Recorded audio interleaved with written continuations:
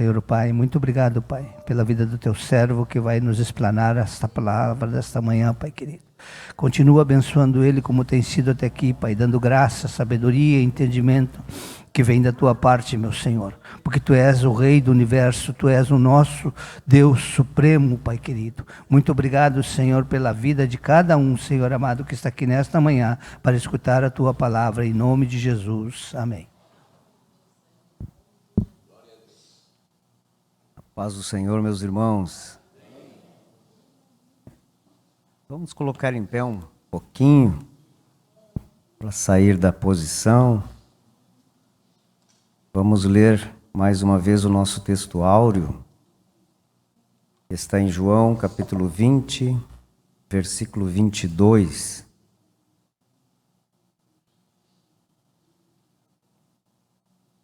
E diz assim: E havendo dito isso, assoprou sobre eles e disse-lhes: Recebei o Espírito Santo. João capítulo 20, versículo 22. Vamos dizer todos juntos em uma só voz.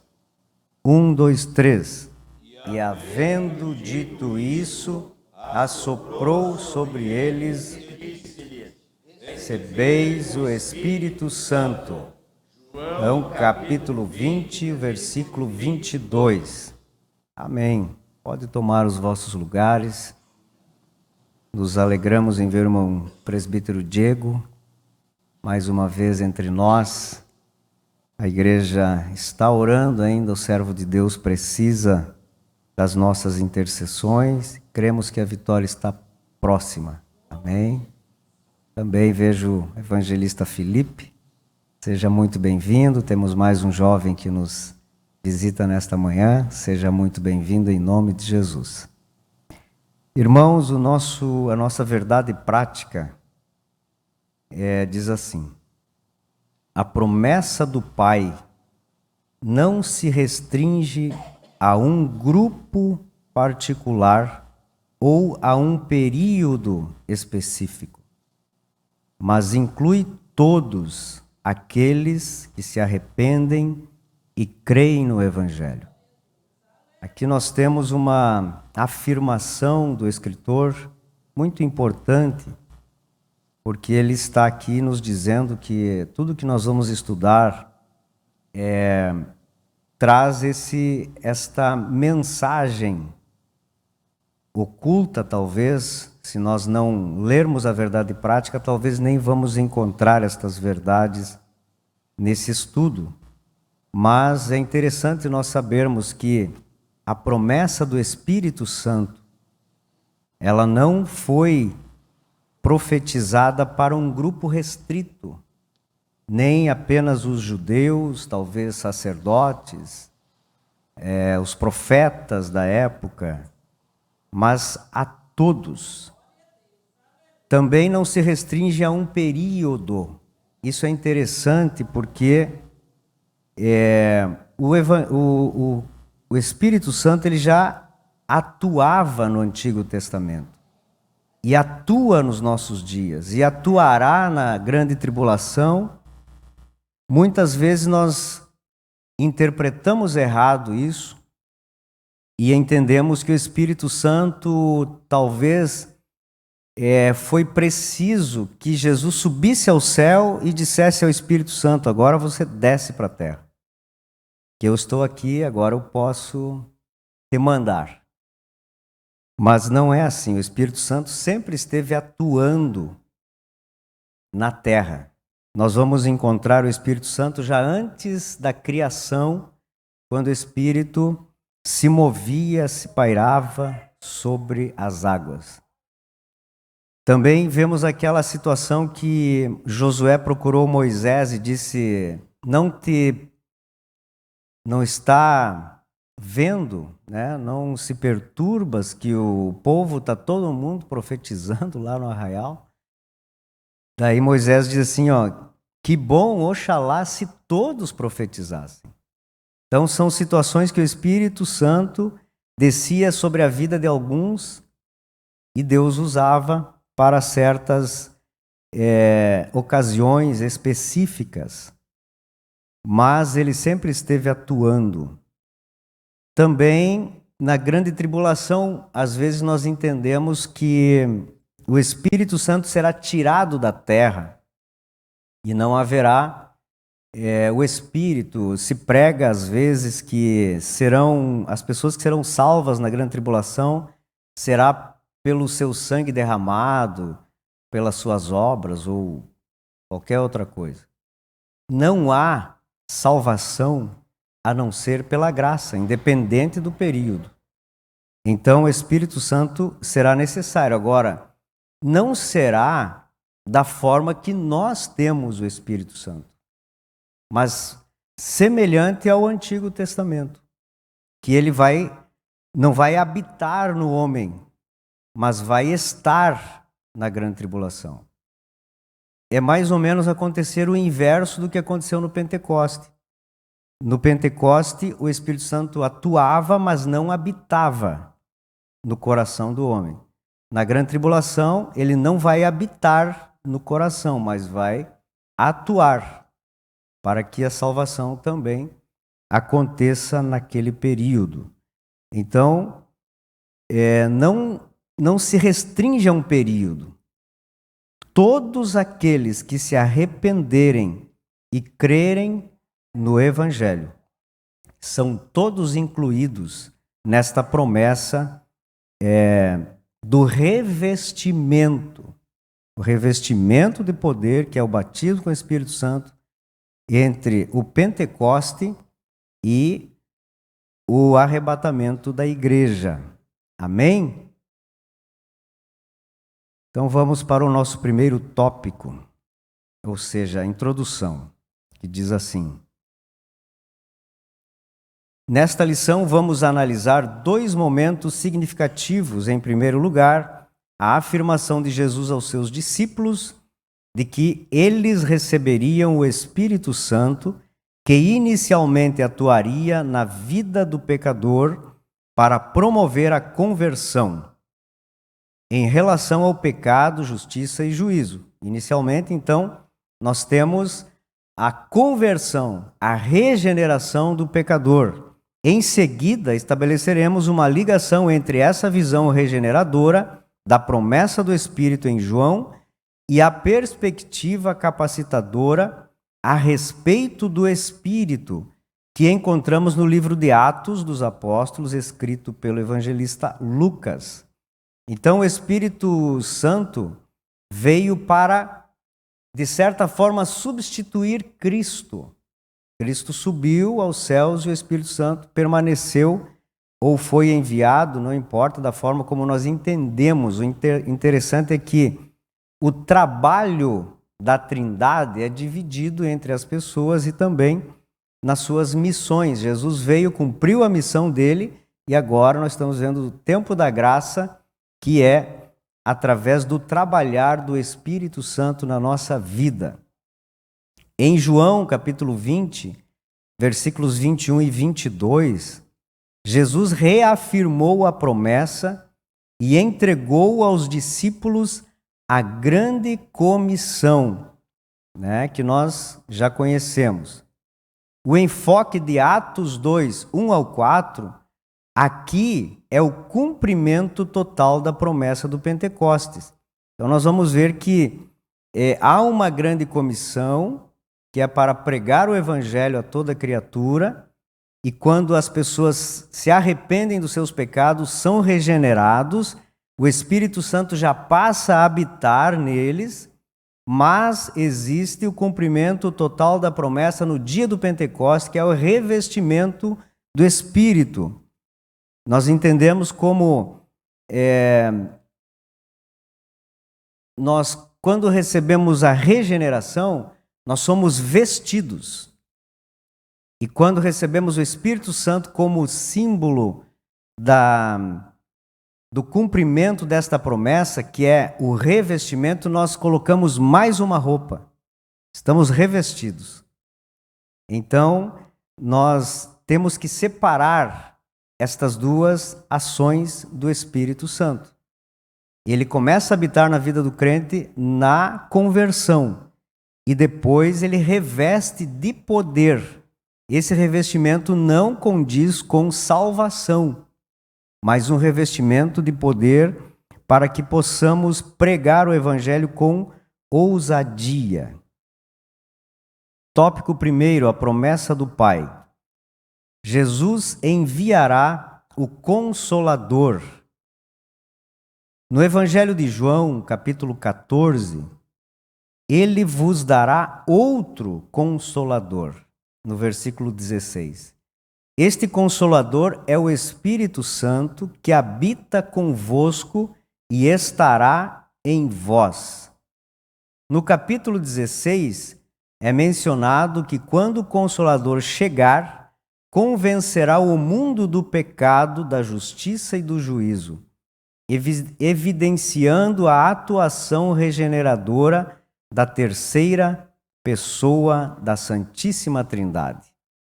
Ontem nós conversávamos com o evangelista Pedro e o Pedro simulou isso aqui, como se nós tivéssemos um balão aqui. Antes da vinda do Espírito Santo, o balão vazio. Mas quando veio o Espírito Santo, foi soprado, o oxigênio entrou para dentro do balão. Mas nós temos o oxigênio dentro e fora. O Espírito Santo tanto habita como atua nesse momento.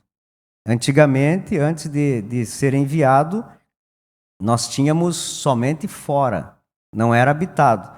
Inclusive, nós podemos entender o seguinte: Jesus pregou, Jesus curou, libertou pessoas, fez maravilhas no mundo. Mas nem todos seguiram a Jesus. As multidões que seguiram Jesus por causa do pão, por causa das curas, não estavam reunidas no Pentecoste. Mas aqueles aos quais Jesus soprou o Espírito, apesar da Bíblia dizer que estavam apenas os 11 reunidos quando Jesus entrou na casa e soprou sobre eles o Espírito, mas ali eles estavam representando a igreja. Aqueles 120 que permaneceram, que começou lá nos 500 e foi diminuindo, porque eles não tinham uma experiência com o Espírito Santo a ponto de permanecerem perseverando. Mas aqueles que perseveravam foi porque eles já haviam recebido de Deus, de Cristo, esse sopro e estavam com o Espírito Santo na sua vida aguardando o revestimento. Então, é muito mais fácil para nós hoje vermos na vida de muitas pessoas, inclusive em nós. Quando nós temos o Espírito na vida, nós suportamos mais, nós esperamos mais, nós temos uma perseverança mais longa, porque sabemos que Deus cumpre com as suas promessas e nós permanecemos ali. Então, no capítulo 16 é mencionado que quando o Consolador chegar, convencerá o mundo do pecado. E aconteceu. Não por causa do Espírito Santo no dia do Pentecostes, apesar de que 3.000 pessoas se converteram no dia do Pentecostes. Mas é a prova de que o Espírito Santo convence. E não era a missão de Jesus Cristo. Jesus Cristo semeou, mas quem fez a restauração, a regeneração nas vidas foi o Espírito Santo quando chegou e foi derramado sobre a terra. Os irmãos estão entendendo? Então, Jesus veio para nos dar a vida eterna. João 3,16. O Espírito Santo veio para nos dar a vida interna. João 14, versículo 17. Vamos ler esse texto aqui?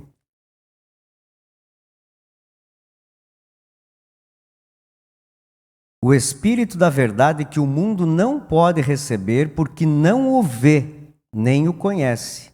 Vocês o conhecem, porque ele habita com vocês e estará em vocês. Vida interna. O Espírito Santo em nós produz o fruto do Espírito. Quando a pessoa chega na igreja, aceita Jesus, ou diz que aceita Jesus, mas não recebe o Espírito Santo na sua vida, não há como produzir o fruto do Espírito. Mas aquele que aceita Jesus, reconhece o seu erro, se arrepende dos seus pecados e permite que o Espírito Santo entre na sua vida e faça morada, e faça a sua obra completa, nós vamos ver na sua vida, nas suas atitudes, nas suas palavras, o fruto do Espírito sendo produzido ali. Por quê? O Espírito Santo está habitando. O Espírito Santo é onipresente. Ele sempre esteve aqui, como já mencionei, então não foi necessário Jesus primeiro subir para enviar. Mas Jesus esperou, ou Deus esperou, um momento certo para que no dia do Pentecoste, isso não estava no calendário dos discípulos, que o Espírito Santo desceria, seria derramado no dia do Pentecoste. Jesus disse para eles, esperai aí, vai vir. Mas Jesus esperou o dia do Pentecoste porque sabia que estaria muitas pessoas ali naquele dia festejando o Pentecostes, 50 dias após a Páscoa, e esta promessa foi cumprida e o nome do Senhor foi glorificado e muitas pessoas aceitaram Jesus como Salvador. Então, o Espírito Santo era presente no Pentecoste, se tornou residente na vida do homem e no arrebatamento acontecerá o inverso. Amém? Temos agora o Consolador. A palavra grega traduzida como Consolador é Paráclitos, cujo significado refere-se a alguém chamado para ajudar, encorajar ou interceder por outra pessoa. Assim, um paráclito assemelha-se a um amigo que desempenha o papel de advogado ou consultor especial, ou ainda como um assistente que auxilia em momentos importantes. Certa ocasião eu já preguei aqui como nós desmerecemos ou talvez até ignoramos o Espírito Santo. Porque a gente sempre tem o costume de orar a Deus, falar com Jesus, e o Espírito Santo parece que não tem razão alguma em habitar na nossa vida. Mas veja bem o que ele é para nós. E muitas vezes o Espírito Santo, esse amigo, está sendo desprezado por nós. Mas é ele que nos orienta, que nos direciona, fala o nosso coração, que nos defende, que é o nosso consultor especial quando a gente precisa, e muitas vezes nós não valorizamos a ação do Espírito Santo na nossa vida. Mas precisamos trazer sempre isso em mente, ele está em nós, ele convive conosco, ele sabe das nossas dificuldades, mas também sabe dos nossos erros. E por isso nós precisamos estar sempre em comunhão com o Espírito Santo que habita na vida do homem. A expressão outro consolador designa o Espírito Santo como uma pessoa. O termo grego allos significa outro, indicando assim a distinção dele em relação a outros indivíduos da mesma natureza, reafirmando a singularidade do Espírito Santo em relação às outras duas pessoas da Trindade, mas também a sua igualdade com elas. João 14,16. Se fosse não fosse da mesma natureza, o termo grego aqui seria diferente, eu não lembro qual agora, mas allos significa outro da mesma natureza.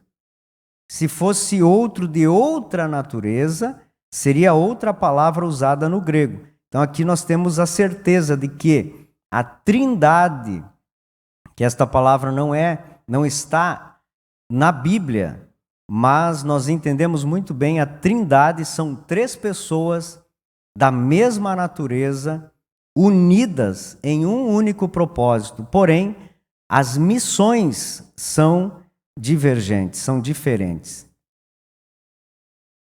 Ele é o Consolador, ele é o Ensinador, é o representante de Cristo que convence os homens a respeito da verdade, a fim de levá-los ao arrependimento. Primeira missão do Espírito Santo é levar o homem ao arrependimento. O termo outro Consolador está implícito no texto devido à presença de Jesus junto aos discípulos, que era necessária para que algo fosse feito. Sem mim, nada podeis fazer. Assim, nesse momento em que vivemos, o Espírito Santo substitui Cristo entre nós. Jesus disse, olha, eu vou mandar outro Consolador, porque se vocês ficarem sozinhos, sem a presença de Cristo ou do Espírito, vocês não podem fazer nada.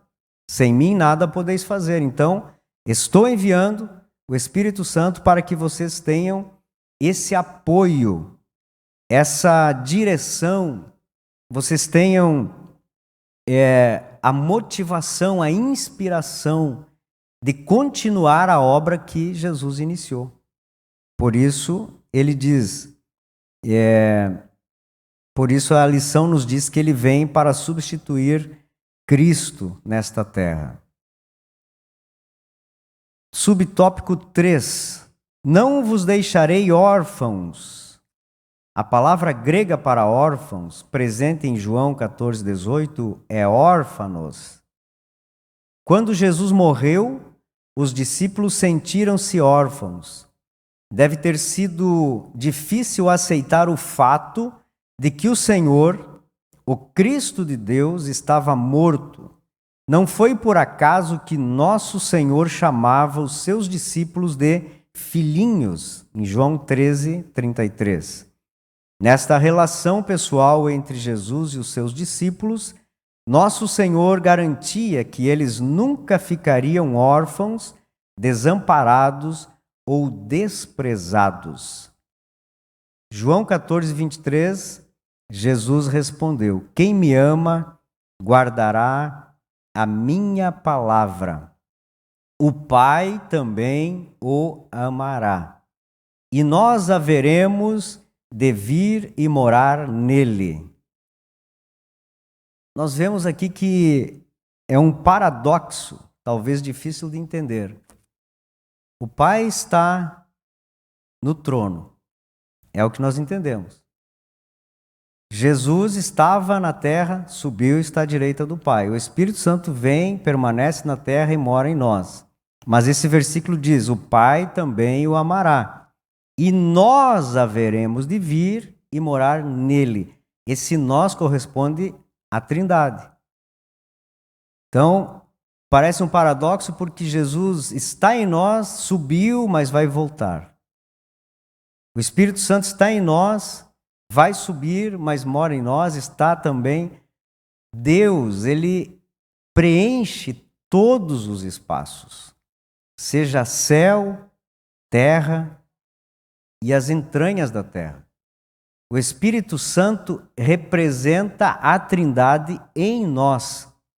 Assim como no arrebatamento Jesus vem pessoalmente, mas o Espírito Santo que representa Jesus está em nós. Então, às vezes, nós queremos entender a Trindade e não é simples de entendermos. O mais fácil de fazermos é aceitarmos da forma como a teologia nos ensina, para não termos dúvidas e não criarmos qualquer heresia quanto a isso. Amém? Encerrando esse primeiro tópico, os irmãos têm alguma coisa a acrescentar? Perguntar, não pergunto porque eu não sei. Fiquem à vontade, irmãos. Então vamos para o tópico 2. O Espírito Santo habita os discípulos.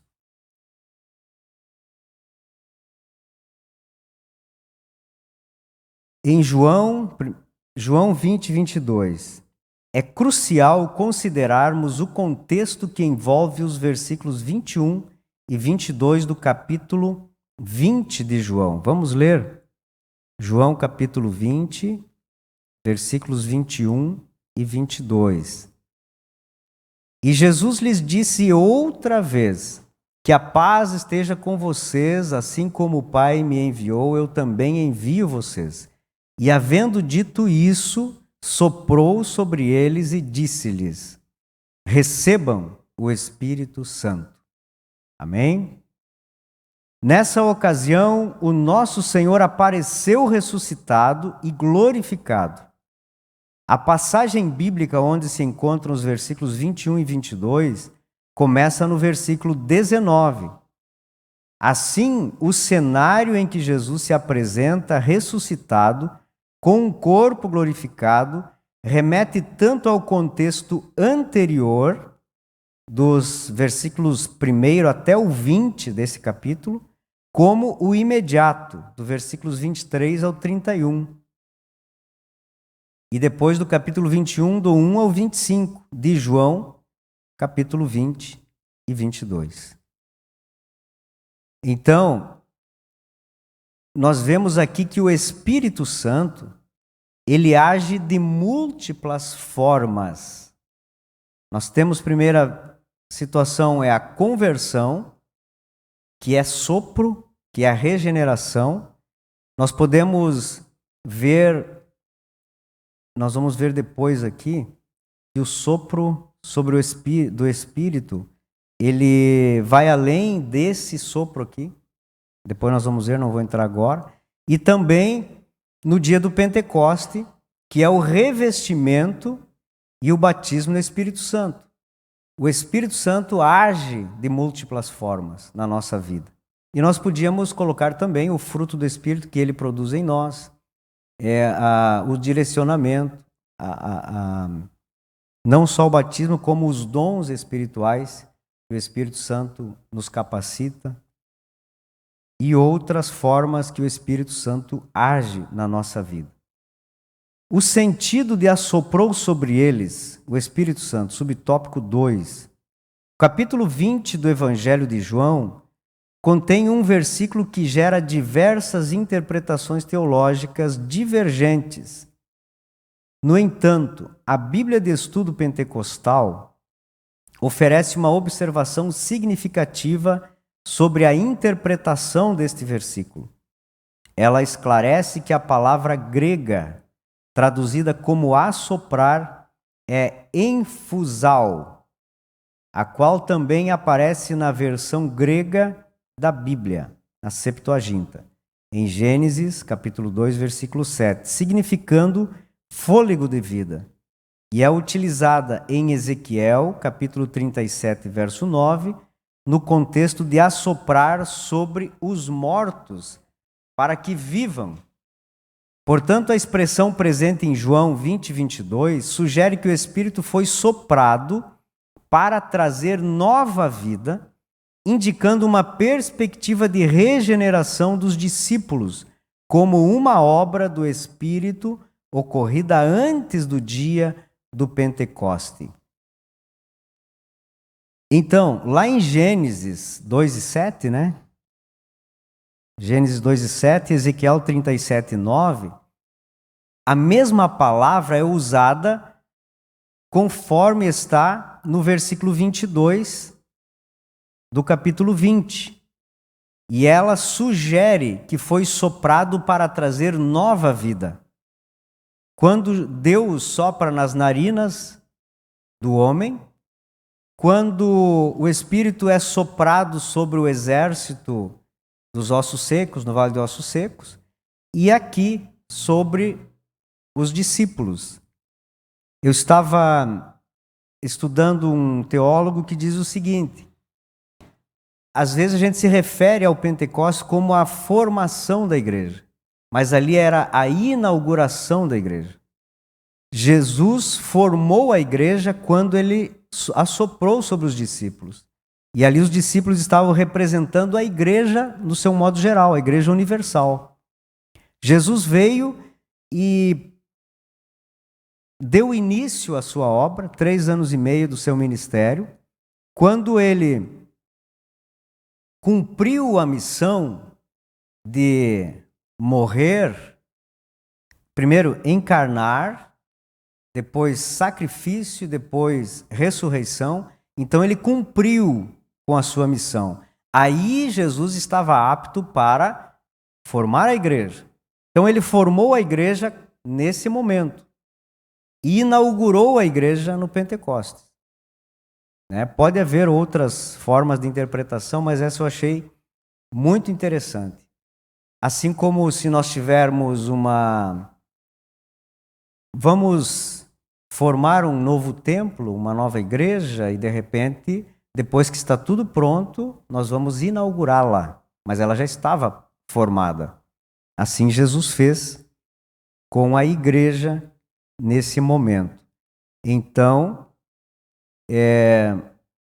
Jesus só poderia fazer isso após a redenção, e a obra redentora é firmada nesse tripé, que nós já vimos aqui.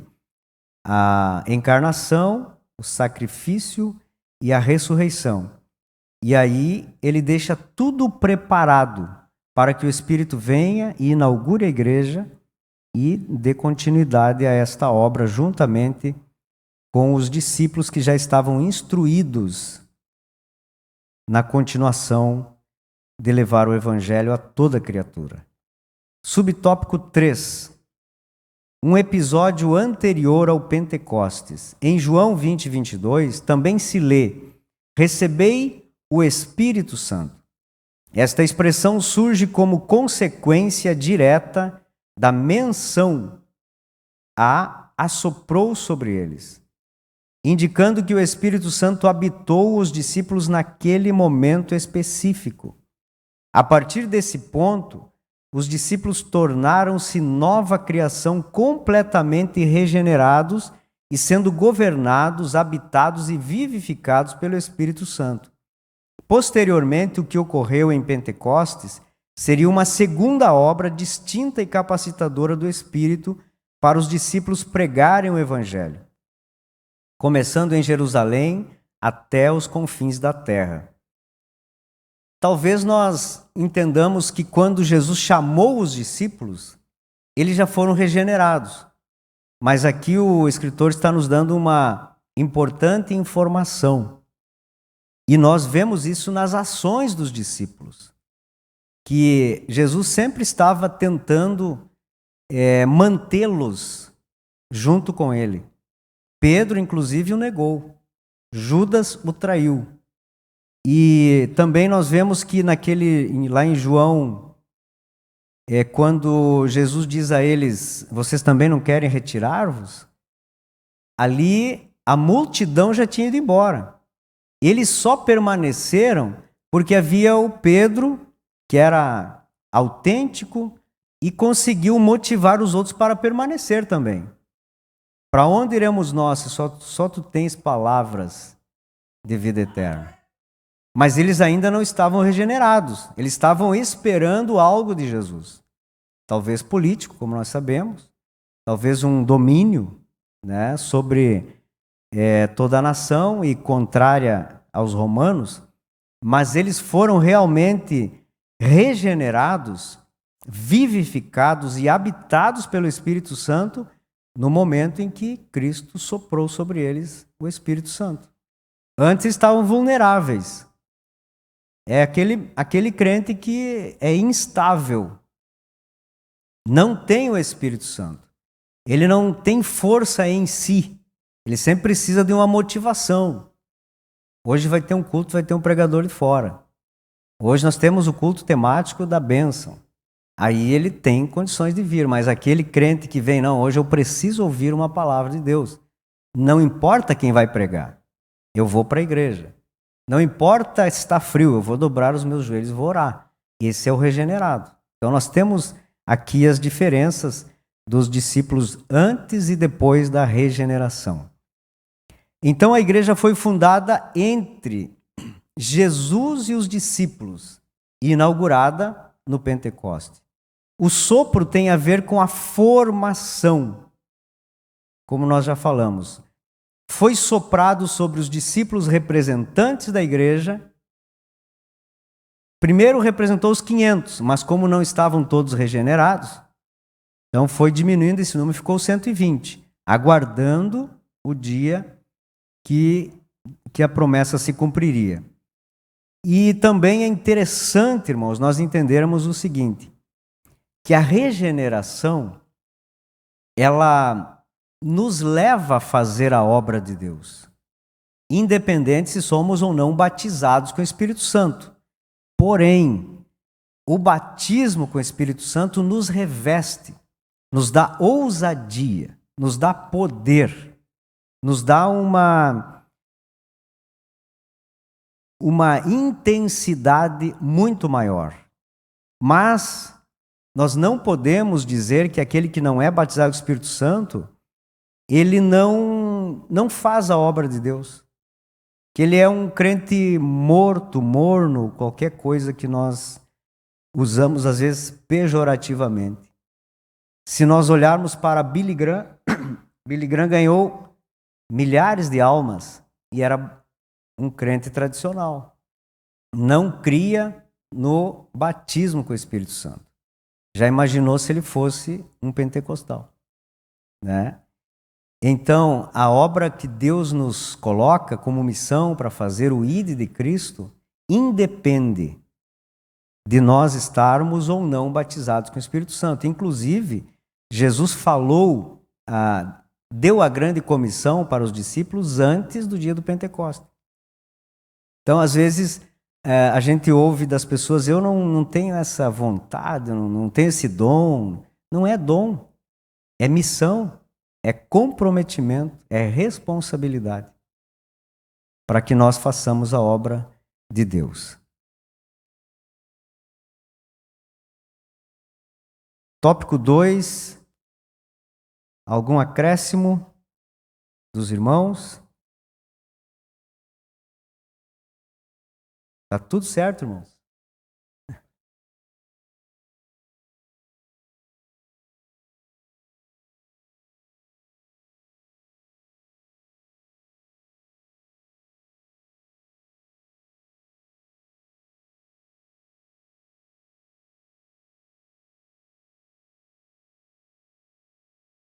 Uhum.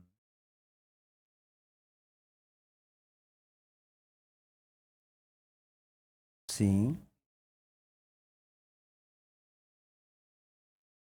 Uhum.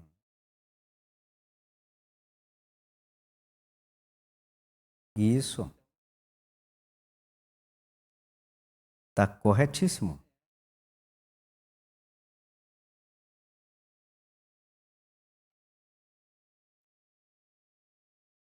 Já está em nós.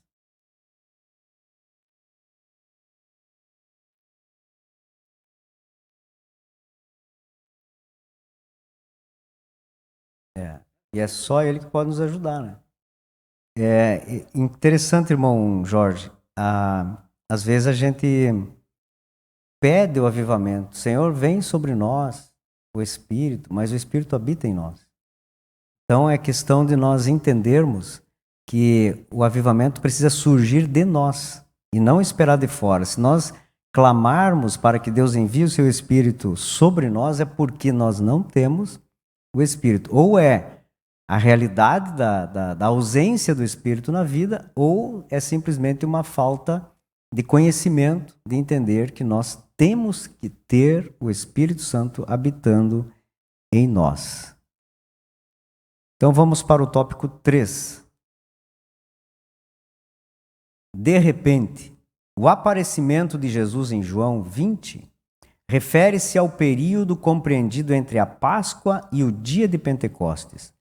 Após a ressurreição, o Senhor glorioso aparece aos seus discípulos Na Páscoa, o cordeiro da expiação foi sacrificado, sendo Jesus o Cordeiro de Deus, conforme estudado ao longo do trimestre. No entanto, 50 dias depois da Páscoa, celebrava-se a festa da colheita, no dia de Pentecostes. Foi ao final deste dia ainda não concluído, após Jesus ter feito a promessa de recebimento de poder, Atos 1, 4 a 8, de que de repente, Atos 2 e 2, ocorreu um acontecimento extraordinário, o derramamento do Espírito Santo. Atos 2, 1 ao 4. Então, da Páscoa até o Pentecostes, nós temos 50 dias. Jesus ficou com os discípulos por um período, não se sabe quanto tempo, entre a Páscoa, onde ele foi sacrificado, ressurreto, e depois ficou alguns dias com os discípulos. E o Pentecostes era uma das festas mais importantes dos judeus e atraía muitas pessoas para Jerusalém, principalmente os judeus da diáspora que estavam vivendo em outros países e vinham para essa festa especial.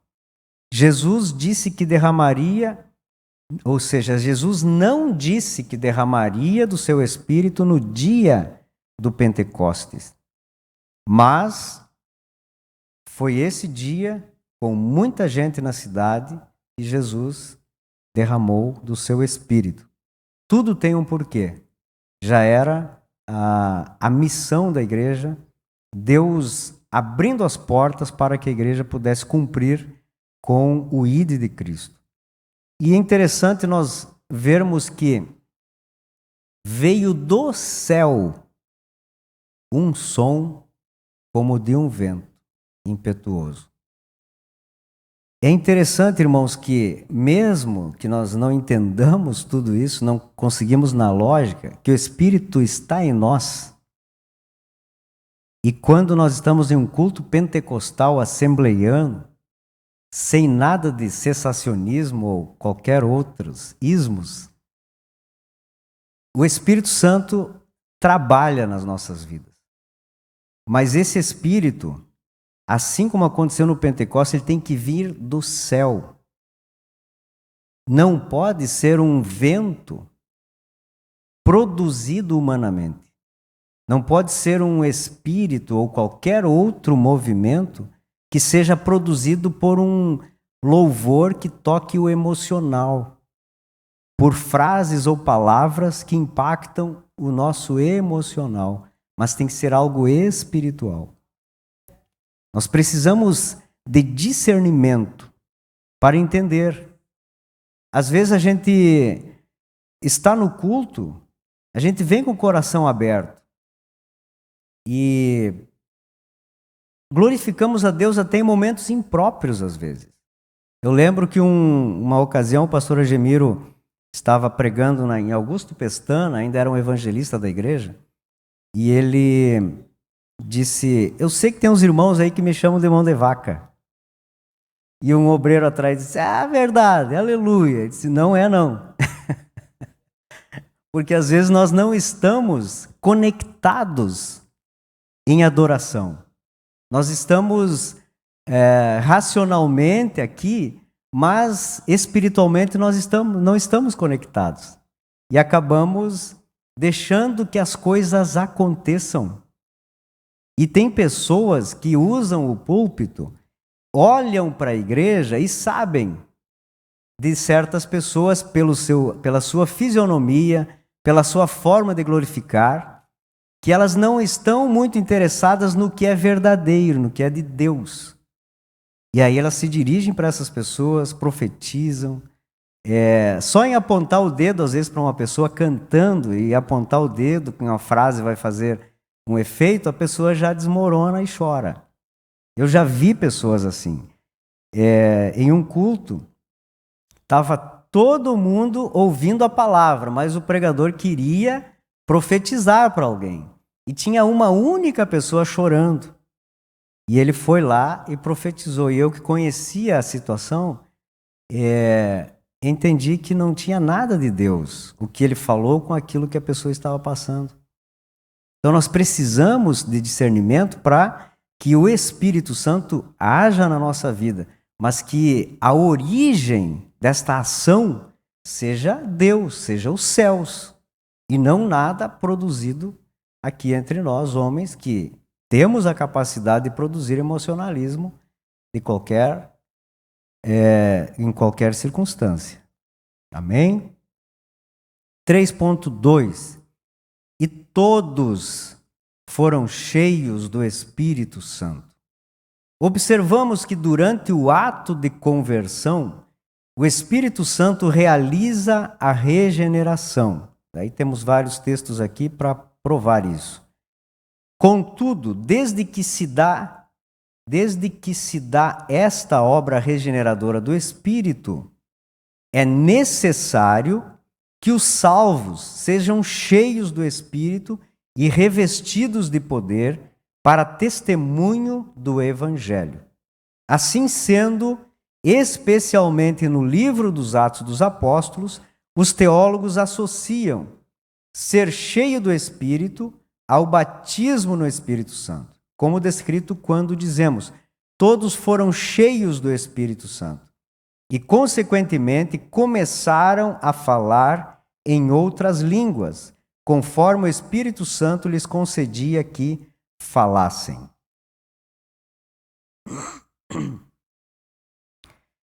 Nós precisamos entender também que no dia do Pentecoste, os discípulos e os demais, os 120, eles receberam o batismo com o Espírito Santo, revestimento do Espírito. Mas as 3.000 almas que foram alcançadas pela pregação de Pedro, elas não receberam o batismo com o Espírito Santo. Elas receberam o Espírito Santo e foram regeneradas. Aqui há duas ações do Espírito Santo. Não todos. Quando diz aqui, e todos foram cheios, quer dizer aqueles que estavam aguardando no cenáculo. Eles estavam ali aguardando, foram cheios do Espírito Santo como revestimento. Mas eles já tinham o Espírito Santo desde o sopro de Jesus. E agora eles estavam recebendo esse poder.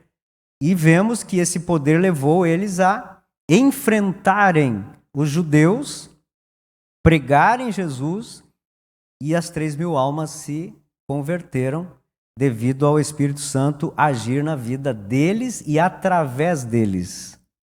Amém? E começaram a falar em outras línguas. O batismo no Espírito Santo constitui uma experiência profunda na vida dos discípulos já regenerados em Cristo. E essa experiência não se limitou àquele único dia. O cumprimento da promessa abrangeu toda a igreja nascente naquele momento e todas as gerações futuras até a volta de Cristo. O falar em outras línguas evidenciou esta obra capacitadora. Apesar de algumas pessoas compreenderem estas línguas nos seus próprios idiomas, eram, na verdade, expressões espirituais concedidas pelo Espírito que habilitou os discípulos a glorificar as grandezas de Deus. Eram línguas desconhecidas por quem falava, mas compreendidas pelos ouvintes. Assim sendo, as línguas mencionadas por Lucas são evidências físicas visíveis do batismo no Espírito Santo. Então, esse assunto aqui é muito profundo. Quando nós falamos em línguas que compreendiam idiomas, daí nós vamos entrar na glossolalia, na xenossolalia, é isso, irmão Diego? Xenolalia, né? Eu acho que tem uma versão que fala a língua dos anjos, né? Acho que é a corrigida, né? Língua dos anjos, mas se nós formos nos aprofundar aqui, é muita coisa para falar. E também é interessante que nós temos conhecidamente 3 interpretações, talvez 4 interpretações sobre estar cheio do Espírito Santo e batismo com o Espírito Santo. A primeira é aquela pessoa que é tradicional, ele não crê no batismo com o Espírito Santo. Ele associa o batismo com a conversão. Eles usam, às vezes em quando, aquele texto do batismo de Jesus, que Deus falou, o Espírito Santo veio como pomba e Jesus estava sendo batizado nas águas. Muitos entendem que, naquele momento, o Espírito Santo, representado na pomba, batizou Jesus com o Espírito Santo. Mas Jesus não tinha necessidade de ser batizado com o Espírito Santo. Então, eles não entendem que haja um outro batismo com o Espírito Santo. É só aquele, né?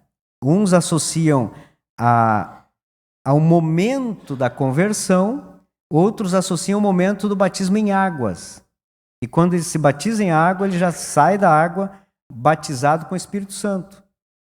E a Bíblia não nos aprova isso. Nós temos outra interpretação que simplesmente não crê que existe batismo do Espírito Santo. É só a regeneração e terminou. Que é o cessacionista, que ele não crê que a ação do Espírito Santo, as obras do Espírito, os dons do Espírito, tem espaço após a morte dos apóstolos. E que nós não temos o direito de falar línguas, nem de dons de curas, dos 9 dons que o Espírito Santo pode nos capacitar.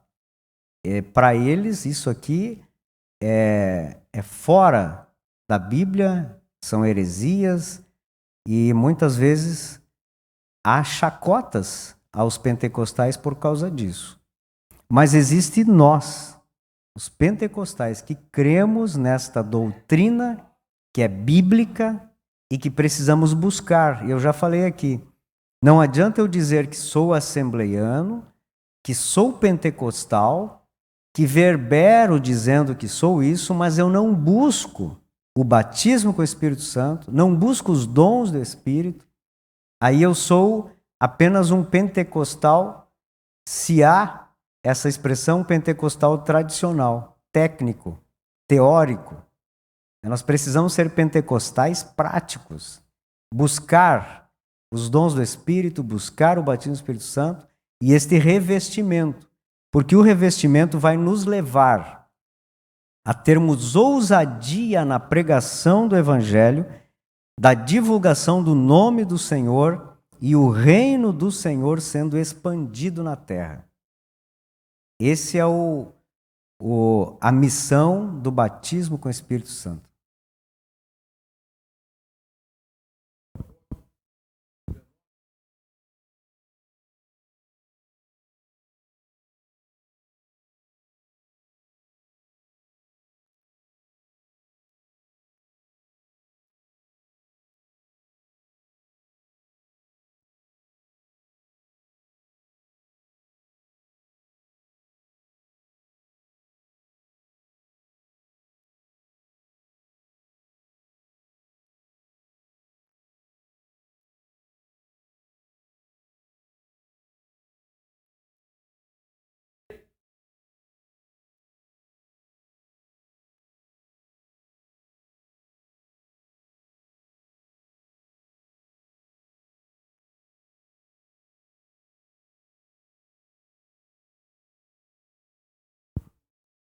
Aí está a diferença. Então, não há como negar que o Espírito Santo tem 2 missões na vida do cristão, e ali nós não podemos dizer que esses irmãos não eram crentes, né? Não haviam ouvido falar sequer sobre o Espírito Santo, porque não havia Bíblia. Eles estavam sendo instruídos por pregadores que passavam por ali. Se tivesse no máximo, talvez a Torá ou algum pergaminho da época, tinham esse conhecimento, mas nada além disso. Mas o Espírito Santo já agia no meio do povo e estava sendo pregado pelos discípulos, pelos apóstolos e aqueles que haviam recebido o Espírito Santo no dia do Pentecoste. Amém? Mais um acréscimo?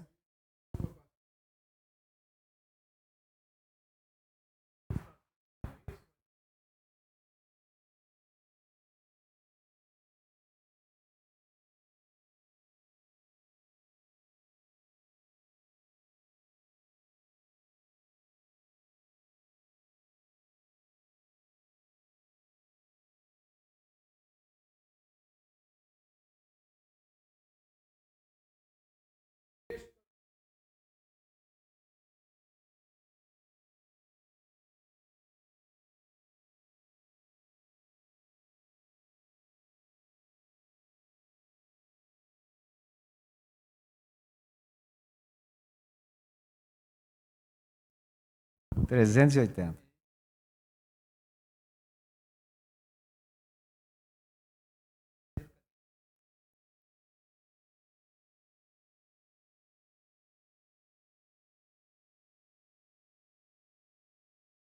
Isso.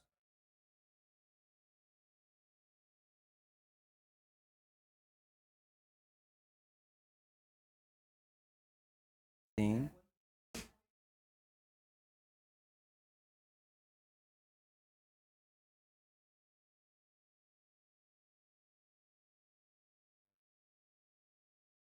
Exatamente.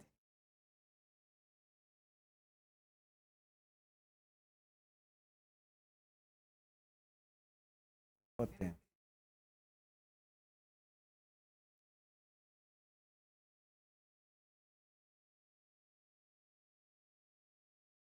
É.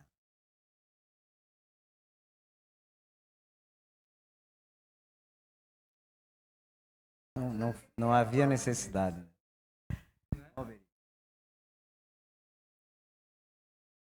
Nos coloquemos em pé então, irmãos. Vamos encerrar a nossa manhã, Escola Bíblica Dominical. Aprendemos um pouco mais e sempre é necessário e edificante para as nossas vidas. À noite, às 19 horas, mais um culto de adoração a Deus. Contamos com a presença de todos aqui. Oremos. Querido Deus, maravilhoso Pai, na Tua presença nos colocamos mais uma vez nesta manhã para Te agradecer, ó Deus, por este momento de aprendizado da Tua palavra. Somos, ó Deus, necessitados, carentes, de cada dia sermos edificados por ela. Te louvamos pela presença dos Teus filhos, irmãos que aqui estão, que também, ó Deus, estão sempre procurando aprender mais e que este sentimento possa ser expandido para a igreja de modo geral, que todos tenham esse desejo, esta fome pela palavra de Deus. Nos abençoa, Senhor, neste dia, nos dando vitória, nos dando graça, nos acompanhando até os nossos lares e permanecendo conosco, como nós aprendemos que o Teu Espírito está em nós. Que tenhamos esta alegria de ter comunhão contigo e que o Teu nome seja exaltado. Assim eu oro e Te agradeço em nome de Jesus. Amém. Que a graça do Senhor Jesus, o amor de Deus e a comunhão do Espírito Santo seja com todos nós. Amém? Deus vos abençoe em nome de Jesus.